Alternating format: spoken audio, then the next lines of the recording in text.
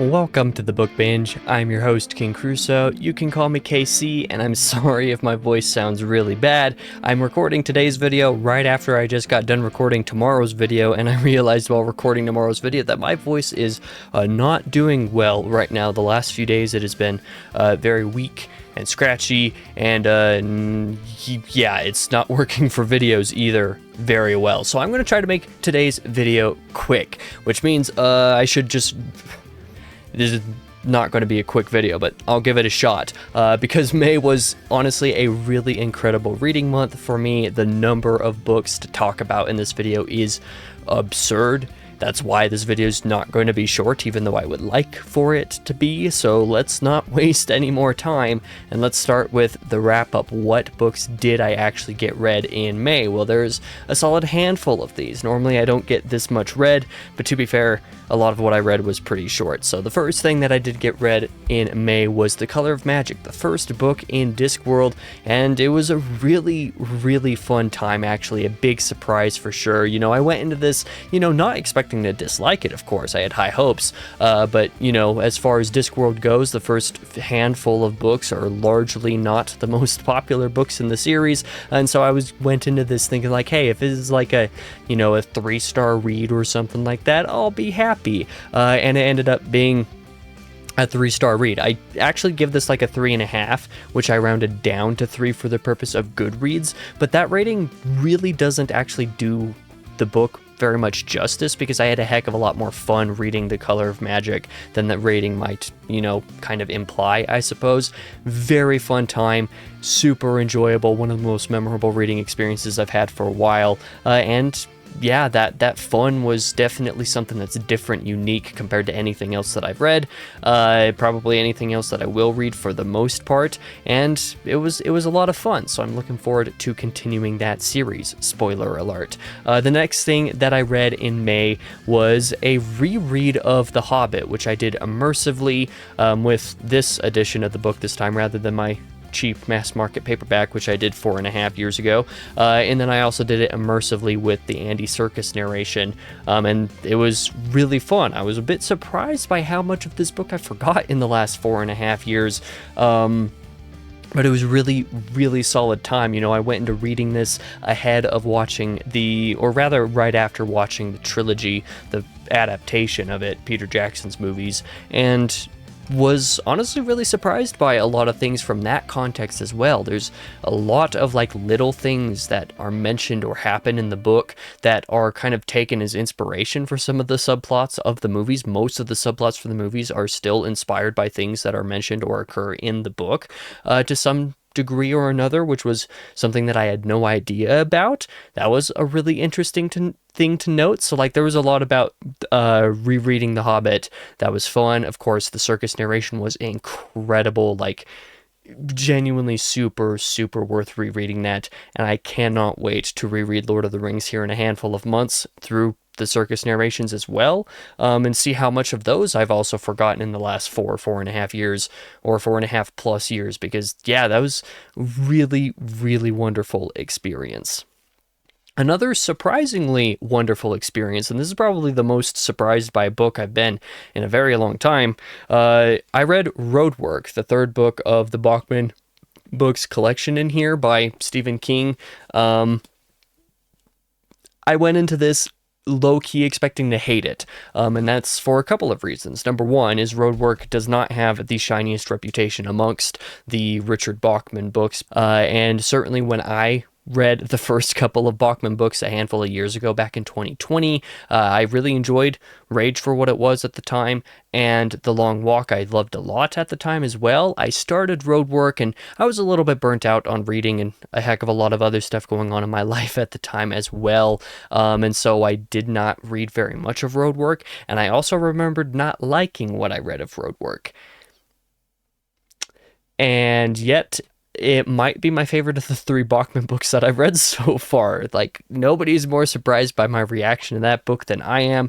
I found it really, really enjoyable. The tragedy of the main character was something that was strangely resonant.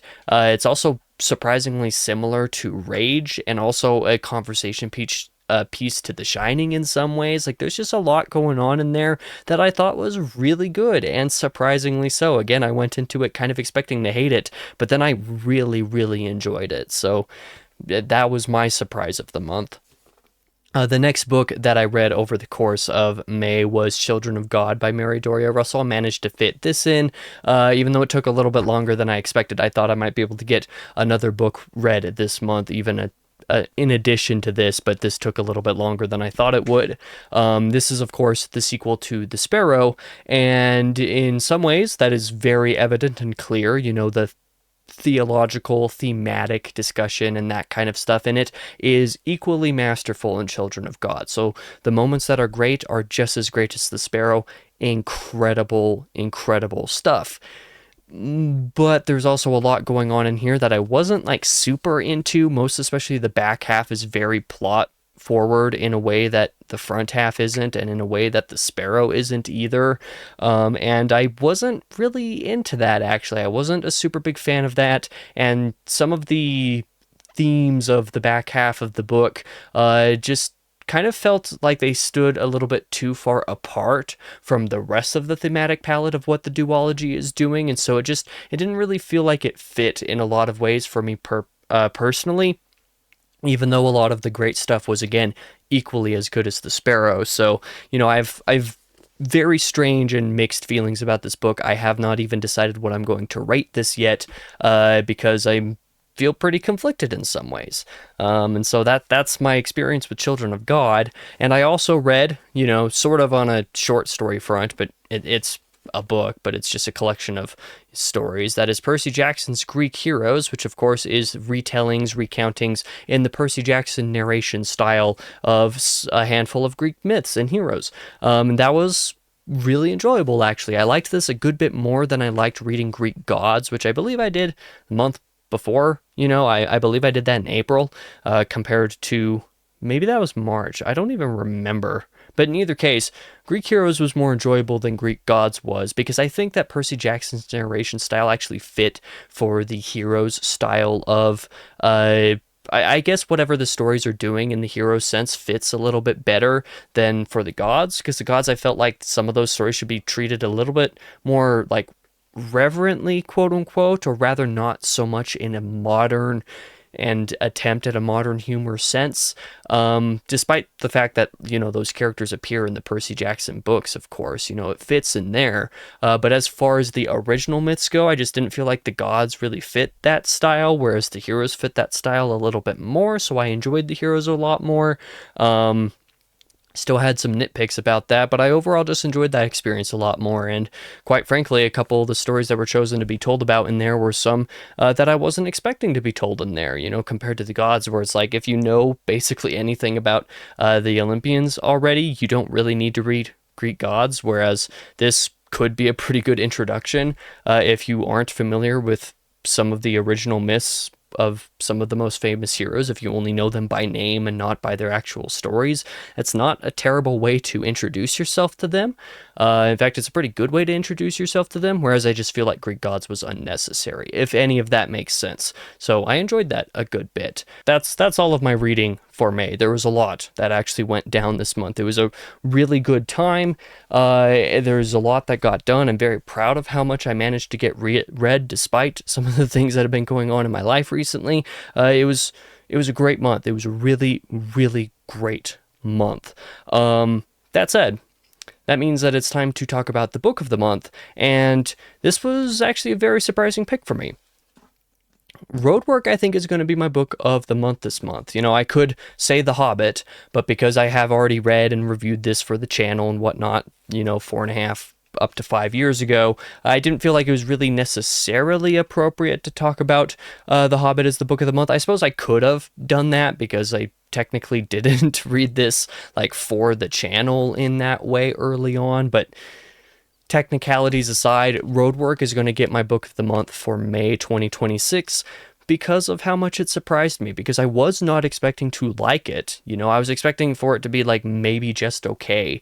And then I ended up really, really liking it, really resonating with it, and finding the tragedy of, again, that main character really moving in some surprising ways. And I found the way that it is conversant with both Rage and The Shining in different ways to be very, very compelling. But that's all I'll say on that front, because I'll have a review of that book, I believe, coming out sometime this month. So that's all I'll say there. I will say that Roadwork is definitely a surprise for my book of the month, but again, nobody is more surprised by that than I am.